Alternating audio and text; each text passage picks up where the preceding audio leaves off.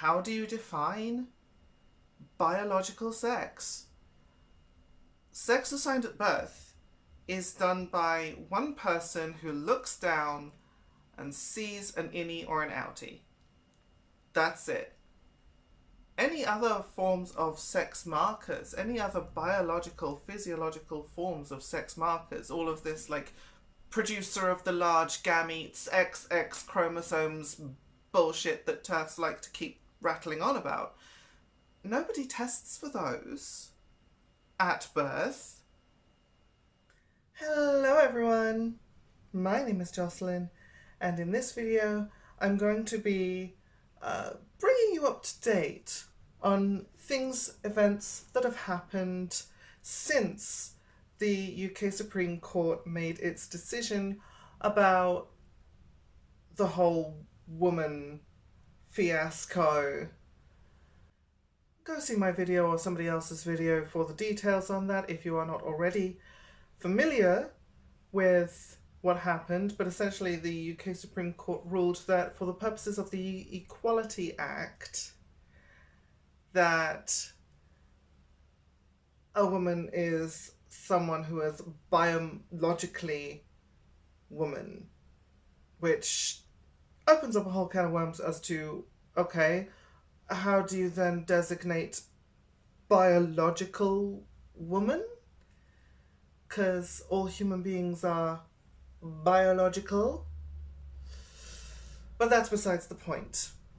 Firstly, I want to address the video that I made specifically. Some people posted some lovely comments, and some people did not. One of the not so nice commenters said, "How's your prostate? Have you had a PSA test? That's right, you don't have one." I said, "People like you, who are obsessed with the anatomy of others, are the weirdos. Mind your own business." They replied, "Don't tell me I have to accept you for who you think you are when you couldn't accept yourself for who you were." So I replied, "Me living my life the way I do is accepting who I am. I don't need you to accept me, I just need you and people like you to stop interfering in my life and the lives of others like me." I know that it's pointless discussing, debating, arguing with commenters on YouTube videos. I do not expect to change this person's mind.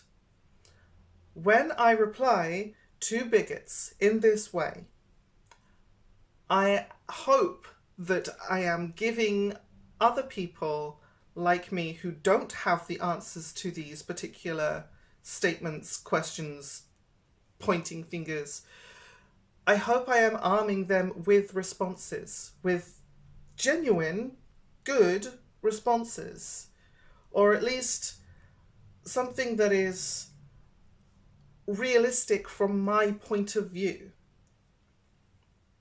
I hope that the people I reach are the people seeing this, not the person I'm necessarily responding to. That is always why I respond to like negative shit like this. If I'm doing it, it's because I'm doing it for the benefit of somebody watching or somebody reading, not this specific person here.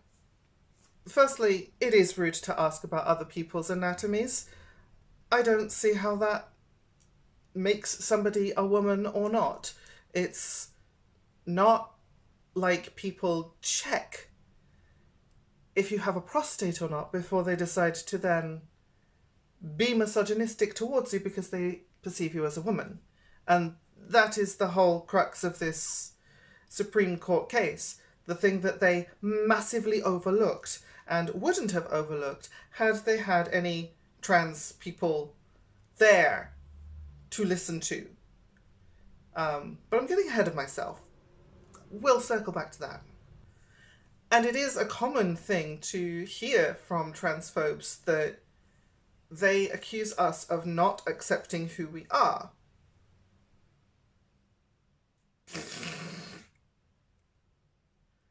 I very much accept who I am. I very, very much accept who I am. I am living my best life because I am accepting of who I am. Things could be better, sure, but you know, I'm not in control of finances or global politics. But that's not going to stop me from living the way that I do.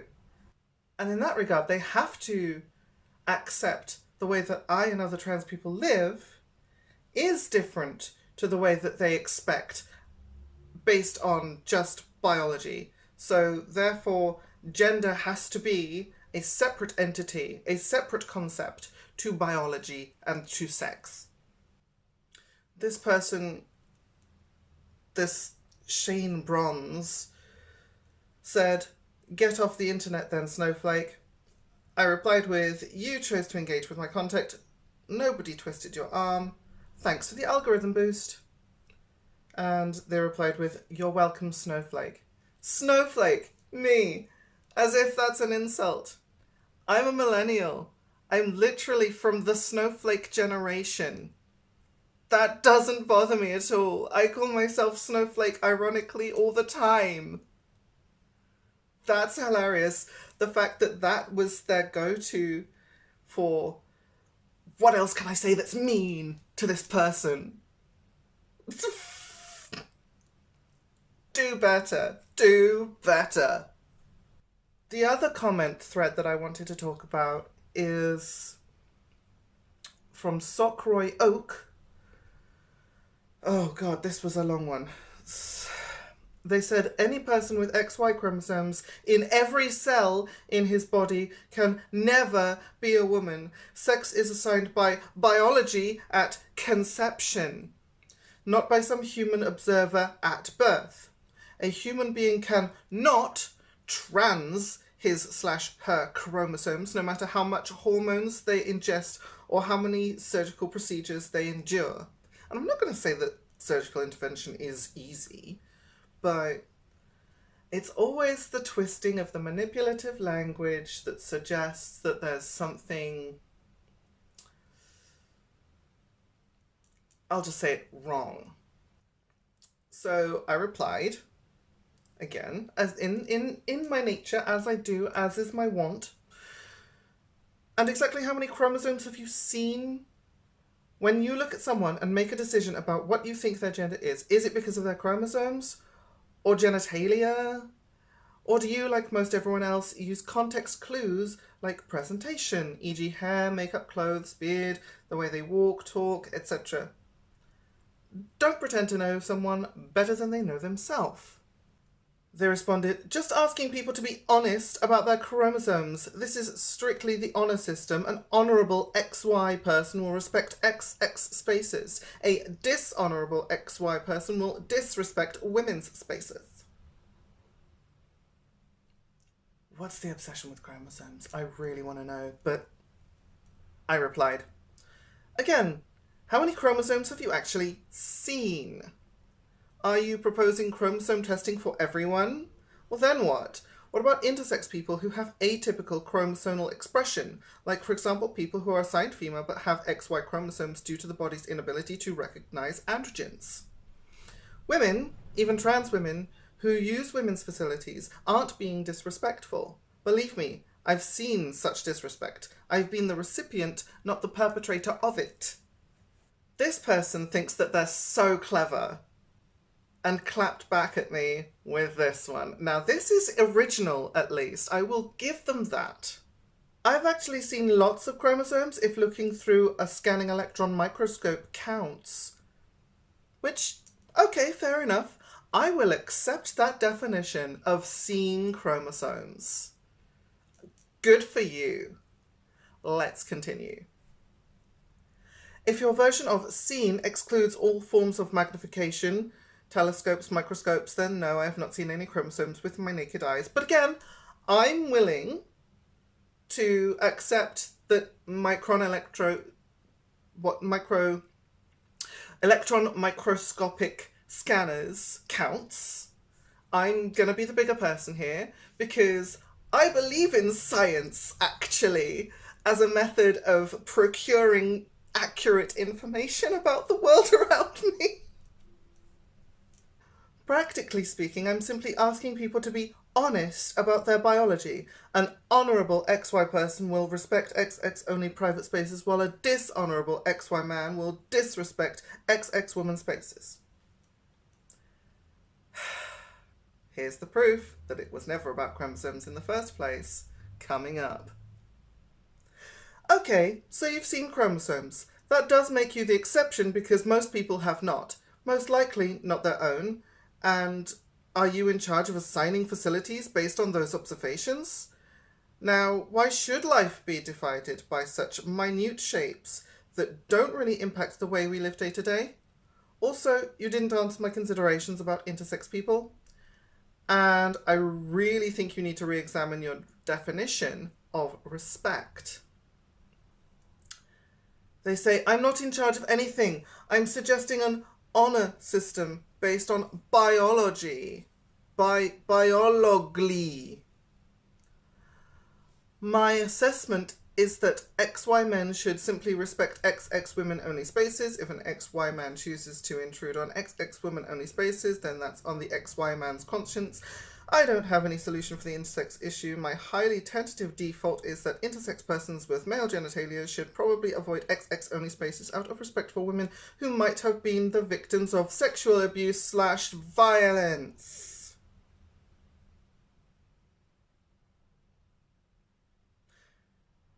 As if only XX chromosomal cis women can be the victims of those things. I said, so your solution is to rely on information that most people don't know. Genius! Or we could just allow people to self-identify and nothing need change because the big bad boogeyman you think trans women are is a complete fabrication.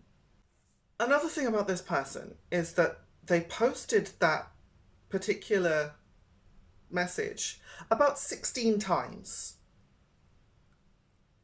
Because, well, you're going to see my explanation.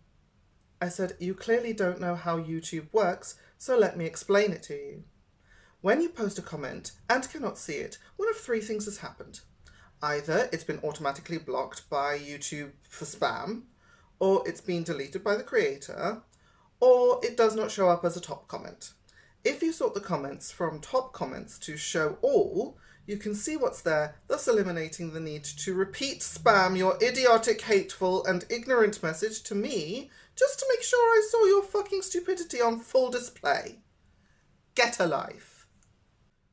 So those were just the comments that I received on my video. Now I did watch an awful lot of other videos as well. The good ones I'm going to pop little screenshots on the screen right now so that you can see. These are my recommendations. And on some of these, I posted comments as well. I said, I haven't changed a single thing about where I go because it's for our own safety that we blend in with women going to women's facilities. If we go anywhere else, we paint a target on ourselves. Arguably, that's the point of transphobia. They don't want us to exist anywhere. I've used this argument and got the reply from a TERF. Well, what about our safety? It's not and was never in jeopardy. Trans women are not a threat. Their status as women was never in question until now. There's a trans panic, and every androgynous woman with a short haircut is accused of malicious toilet crimes. Remember also that this was supposed to be about quotas of gender representation at meetings, and now the Equality Act has been abused and gendered spaces are now a battleground. It's so out of control, and I just hate Turf Island. Here's a good one from Rogue Wraith 909. I saw this come up and I was appalled that they did not consider the impact of what they were doing. Trans is both ways, not only one, was the first thing I thought of. So I hope the ladies enjoy having trans men joining them in the ladies' room. It also puts trans people in danger of abuse. I care even if the government and judges don't. It is extremely short-sighted and wrong. I replied saying, I'd rather share a facility with a trans men than cis men, but going to a trans-only space also carries negative consequences. So let's discuss this and analyze for a little moment. Obviously, no. TERFs, transphobes, do not give trans men any consideration at all. I barely even considered trans men when I was scripting and making the first video, because not because I'm against trans men or anything, it's just that they have been so like disregarded in this situation. It was, what is there to say? Oh yeah, plus trans men exist. Like, in a fortunate, sort of weird sort of fortunate way, they are not the targets here. But the fact that there are targets here at all is a bad thing.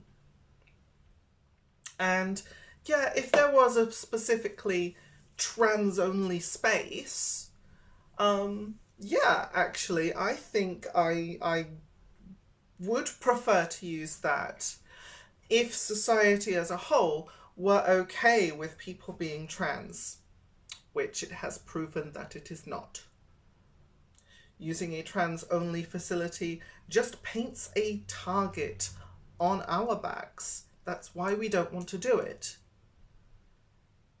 Using the facilities of the gender that we were assigned and not the one that we currently live with also paints a massive target on our backs. We do the things we do in order to try to stay safe, not because we're trying to transgress some secret fucking boundary or whatever. And in a moment of sheer ignorance, Kemi Badenoch, the Conservative Party leader, recently made remarks about trans people just using the disabled facilities. But trans people aren't disabled, necessarily. Like, being trans is not a disability, and those facilities are there for people who have disabilities. I think those people would be rather put out if they couldn't use the facilities because a trans person is in there, because there's no other gender neutral option. It's not fair on anyone. So, what's happening as a response?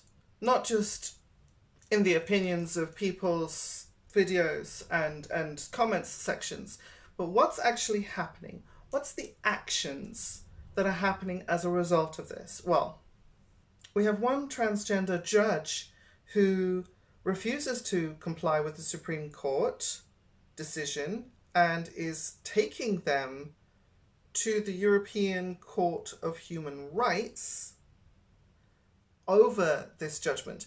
And she explained that she offered to be involved in this case and was rejected with no reasons given.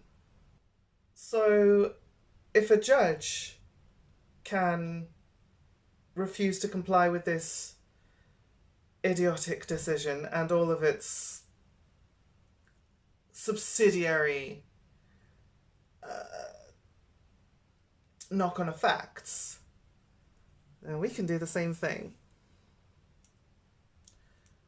It is completely unreasonable to expect me or anyone else, but let's just go with me for the sake of example. I've been going to a particular pub for years now. I use the women's facilities because I look like this.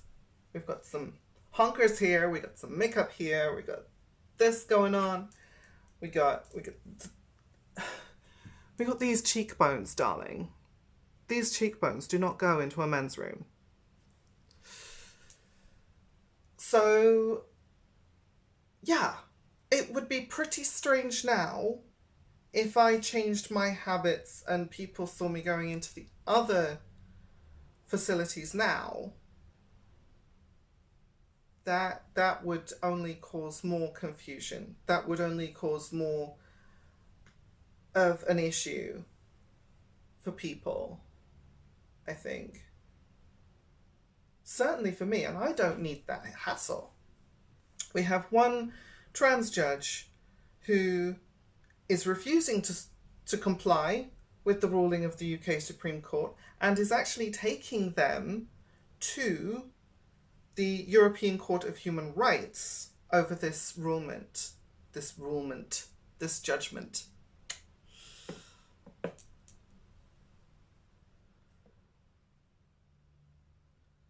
Let's talk about Harry Potter. I don't really want to talk about Harry Potter, but I do kind of a little bit want to talk about it because I am here for the drama. And also because of Joanne's tacit involvement with the case, the Supreme Court case, specifically by funding £70,000 of her own billions to FWS. I kind of feel like it's impossible to pass the two things separately. You know, Harry Potter, Joanne, and transphobia are all now completely intermingled. So let's have a look at some of the new developments on that front. Not because, again, I don't really want to discuss Harry Potter. I don't think Harry Potter stories are particularly relevant. But the fact that there is a new show being made by HBO of the original 7 books for no reason, because nobody really asked for this. Well, let's just say some interesting developments have happened. Harry Potter stars hit back at J.K. Rowling over trans ruling in open letter. Signatories said that the ruling undermines the lived reality and threatens the safety of trans, non-binary and intersex people living in the UK. Which it totally does.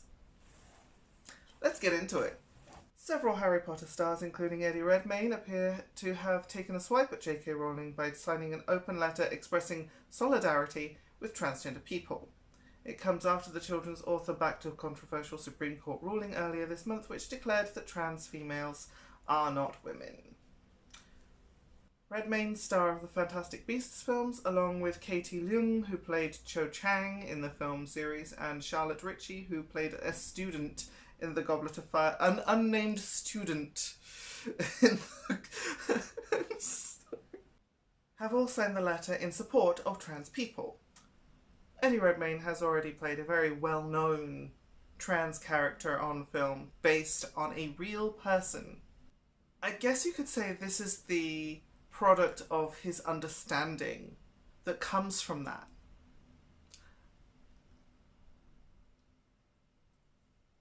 And the word understanding is key.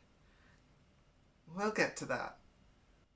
Papa Essiedu, who has been cast as Severus Snape in the upcoming TV adaptation of the Harry Potter books, also signed the letter.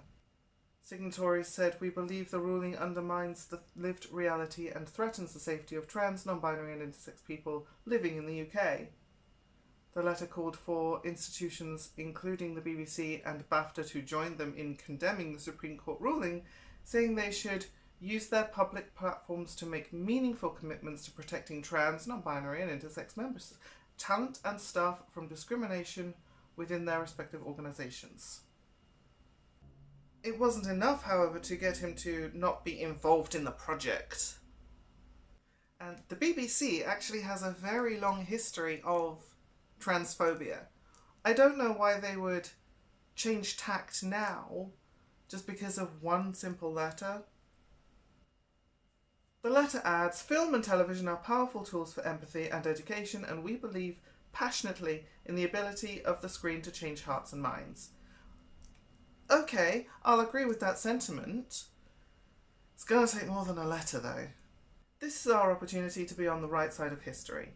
Responding to the Supreme Court ruling on April 16th, Rowling wrote, "It took 3 extraordinary, tenacious Scottish women with an army behind them to get this case heard by the Supreme Court, and in winning, they've protected the rights of women and girls across the UK. At 4 Women Scott, I'm so proud to know you." She reportedly donated tens of thousands of pounds to back FWS's work. £70,000 to be precise. They had an army of TERFs behind them and £70,000 of Joanne's billions to buy the outcome of this court case.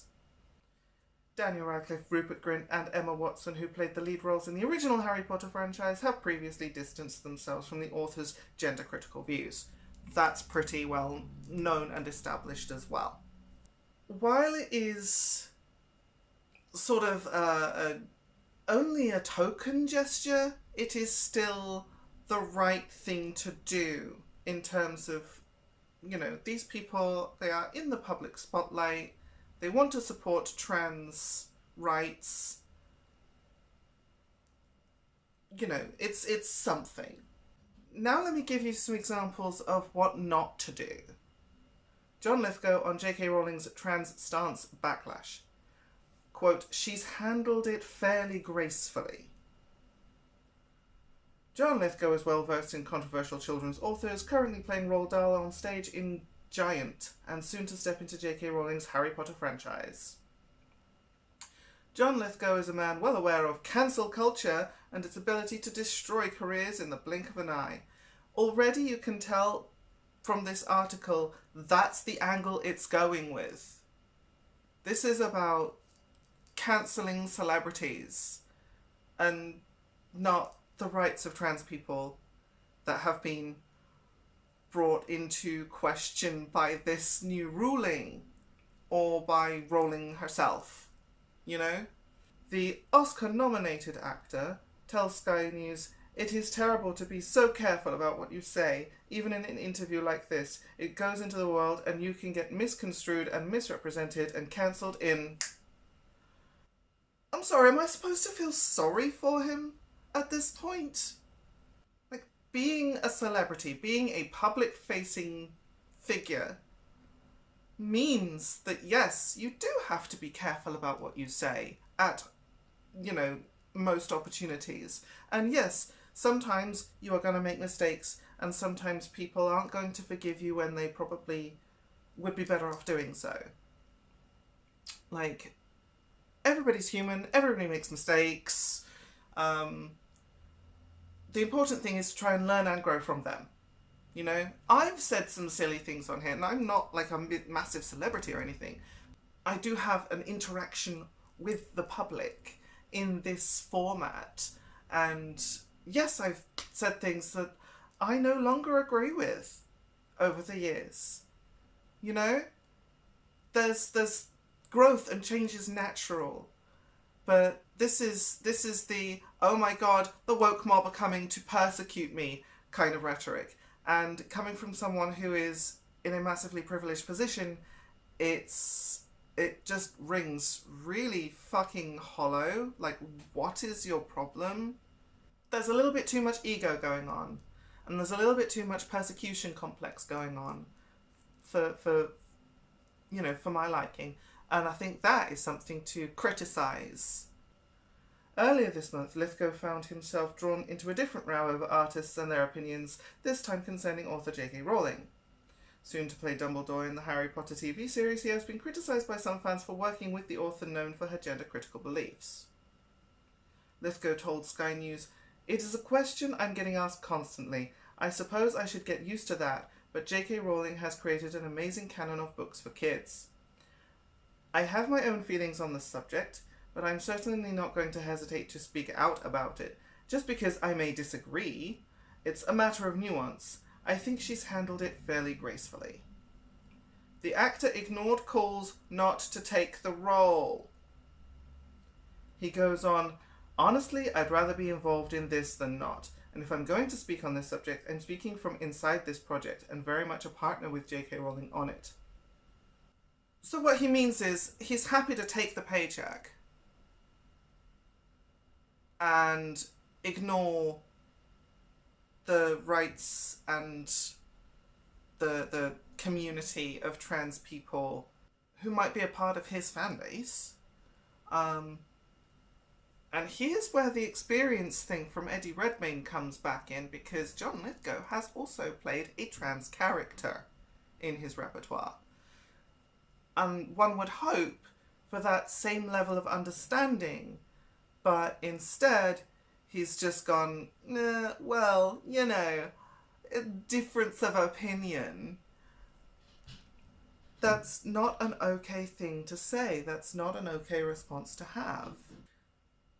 But this response from John Lithgow is so very disappointing, because does anyone remember a couple of years ago what happened to Ellen DeGeneres? She was seen getting buddy-buddy cozy, having a little giggle and a chat in the stands next to George W. Bush.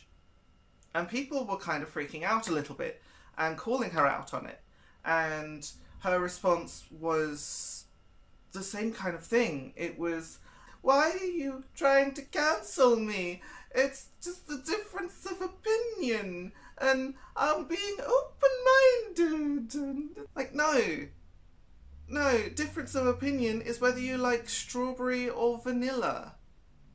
Not, this guy was a fucking war criminal who never faced any kind of, like, legal judgment for his war crimes. It's the same kind of thing. I'm not saying J.K. Rowling is a war criminal. She might as well be. She was instrumental in throwing trans people's lives into fucking misery. Like, that is willful ignorance at that point. It's not just acknowledging that there are concerns from trans people and allies. It's blatantly ignoring them.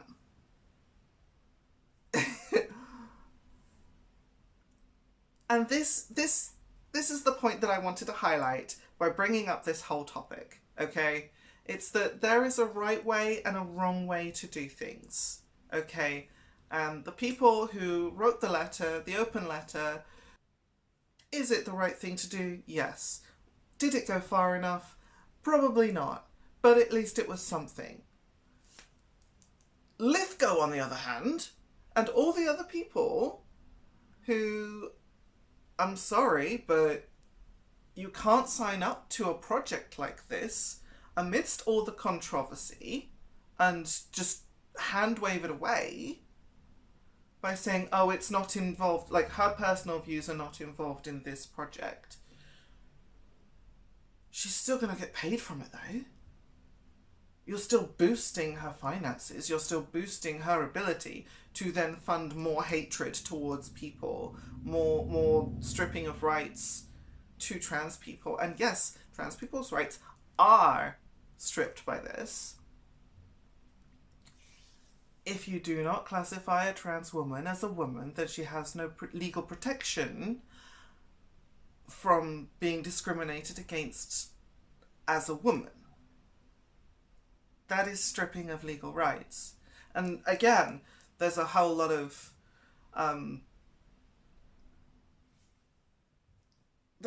misogyny involved in that. And there is, of course, even another layer of misogyny involved in completely ignoring the trans men involved in the conversation, ignoring the intersex people in the conversation, and ignoring the non-binary people. The fact is that if Lithgow and the other people involved in the HBO series think that they will just do the thing, get their paycheck, and then completely be unscathed by this, like, no, that's not going to happen. We don't forget this kind of thing.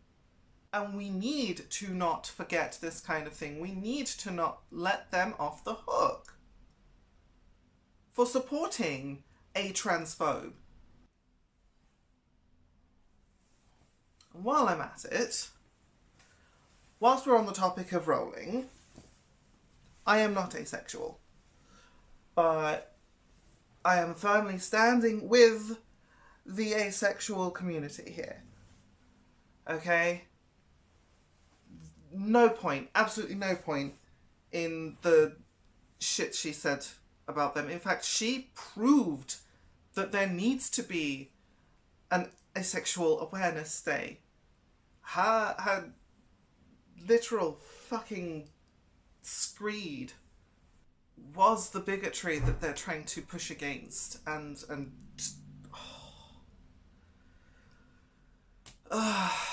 anyway, rant over. Stop talking about the mega bitch. Alright, so things have been moving pretty fast in this space, and lots of things have happened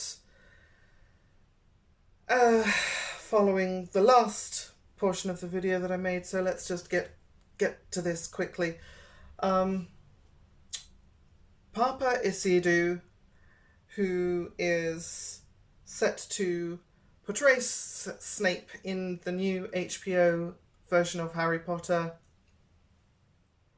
after having been a part of that letter, that open letter, supporting trans rights, but still not turning down the job, and thus financially supporting Rowling, well, she's spoken out about this and said, "I don't have the power. J.K. Rowling won't sack Papa Isidou from Harry Potter TV show over trans rights views. Author claims she neither wishes to nor is capable of preventing the actor from playing Severus Snape in the upcoming HBO adaptation following his signing of an open letter. J.K. Rowling has said she will not fire the actor, Here's the important part. In a post on X, Twitbrain, Rowling wrote, "I don't have the power to sack an actor from the series, and I wouldn't exercise it if I did. I don't believe in taking away people's jobs or livelihoods because they hold legally protected beliefs that differ from mine." This is an obvious and pointed reference to the whole reason why she fell down the turf rabbit hole in the first place, which was the whole Maya Forstater incident, when she was fired for just believing in the sanctity of women and the reality of biological sex. Oh wait, no, that's not what happened. The details have been poured over numerous times, but the long and short of it is she was not fired. Her contract was simply not renewed. But if we go by the reasonable sort of explanation of, okay, well, she wasn't technically fired, but the result was still the same. She did not have a job after the incident that happened. Well, what was the incident that happened? Did she claim that biological sex is real? She reportedly maliciously misgendered a trans co-worker, which made life in the work environment hostile for everyone. Not just herself, not just her trans co-worker, everyone. Because everyone has to abide by a certain standard of behaviour. That is what is acceptable within a workplace. And being a total cunt breaks those, violates those codes of behaviour. So, yeah, a viewpoint can be protected by law. A personally held belief can be protected by law. But when you are infringing on somebody else's personally held belief, which is what she was doing, when your behaviour infringes upon that other person, that is what draws the line. One trans person in an office space merely existing does not hurt Maya Forstater or anyone else. So no sympathy. No sympathy to her. I think it's okay. I think you're allowed to let people go from a workspace, from a work environment, if their behaviour is impacting on the work of either themselves or others. Their behaviour is what's important here, not the personally protected belief.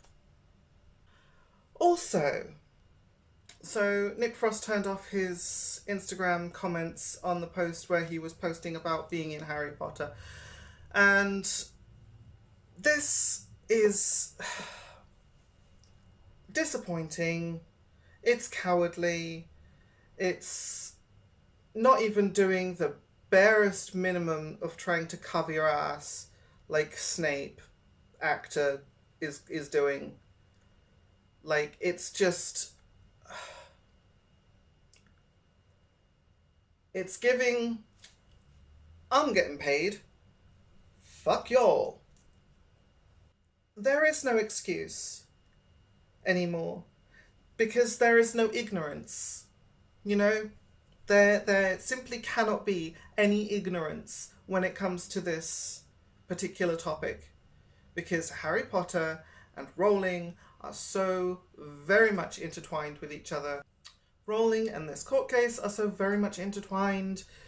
It's it's like a weird transphobia triangle, and we're stuck in the middle with shots fired and bad things, just badness. What's to be done? Well, obviously I'm not going to watch the HBO version of Harry Potter. I'm not going to rewatch the first version of Harry Potter, the movies.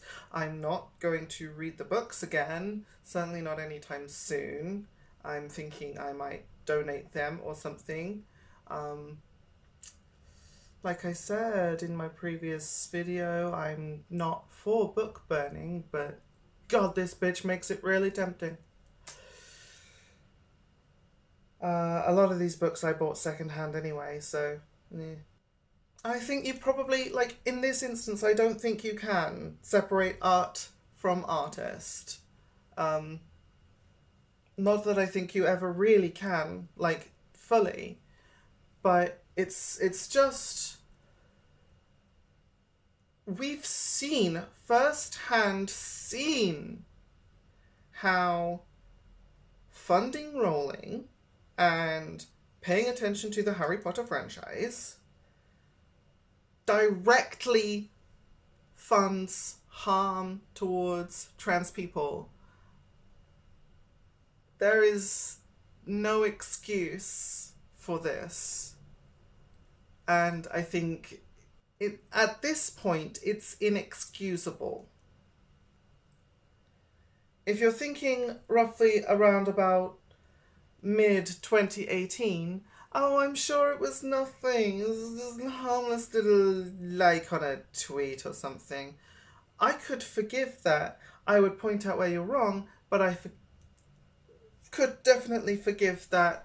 I mean, I could also forgive that of J.K. Rowling at the time, thinking maybe, well, you know, she's heard a little bit of this backlash now, that wasn't the correct thing to do, that, you know, this person was a hateful, evil bigot, and liking that tweet was not a good idea. And she walked that back, and she apologized at the time. Too much water has gone under this bridge for there to be any kind of good grace or forgiveness at this point. She doesn't want to forgive the original 3 actors. We don't want to forgive her. You know? We, the trans community, not forgiving her. I think I've said everything I need to say. God knows how long this is going to be. But, yeah. Hopefully this will be the last time I have to talk about this, and I can get on with something else in the future. So, until then, do look after yourselves. It will be a struggle, but I'll try and do my best. And, non-binary is valid, goddammit. Bye.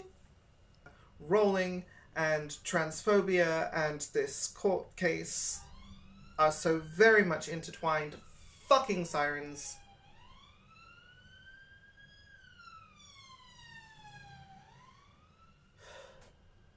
£70,000 of her own billions to TWS. TWS. FWS. Practically speaking, I'm complete. Fuck's sake. I've actually seen lots of chromosomes if looking through a scanning electron microscope.